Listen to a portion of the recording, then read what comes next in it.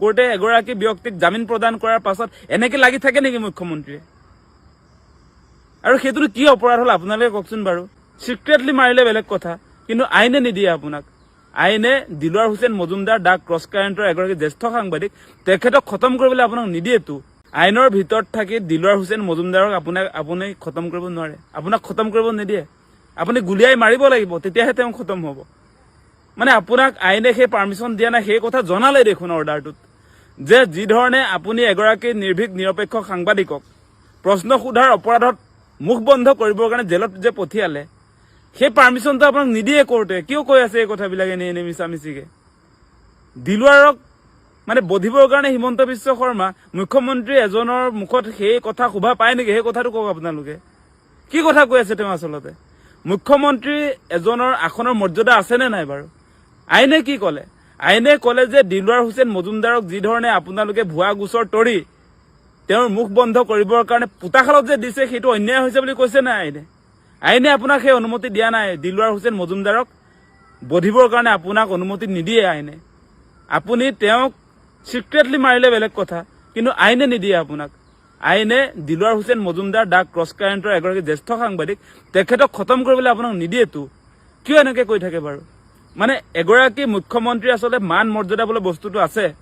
আপুনি এনেকুৱা এগৰাকী মুখ্যমন্ত্ৰী, অসমৰ ইতিহাসৰ যি মুখ্যমন্ত্ৰী আসনৰ গৰিমা ইতিমধ্যে মানে একেবাৰে নাইকিয়া কৰি দিছে, যিটো আচলতে অসমৰ ৰাইজৰ কাৰণে দুৰ্ভাগ্য বুলি ক'ব লাগিব এই মুহূৰ্তত।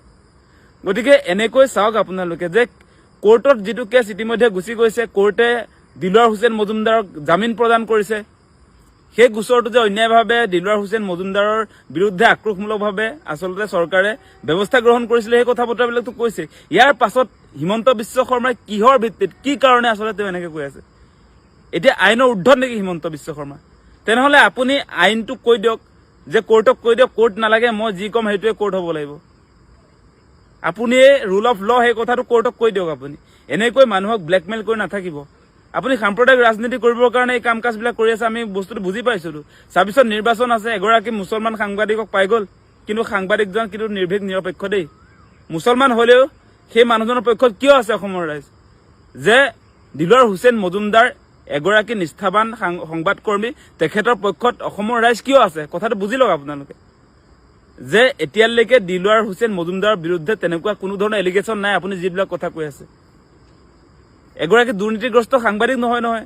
আপোনাৰ চৰকাৰৰ দুৰ্নীতিৰ অভিযোগ উত্থাপন হৈছে, সেইটো কভাৰেজ কৰিবলৈ যাওঁতে ইমান তললৈ আপুনি যে গুচি গৈছে ব্যক্তিগত লেভেলত, সেই কথাটো কিন্তু শোভা নাপায় হিমন্ত বিশ্ব শৰ্মা। সেই কথা শোভা নাপায় আচলতে। আপুনি কোৰ্টে এটা নিৰ্দেশনা দিয়াৰ পাছত, কোৰ্টে এগৰাকী ব্যক্তিক জামিন প্ৰদান কৰাৰ পাছত এনেকে লাগি থাকে নেকি মুখ্যমন্ত্ৰীয়ে?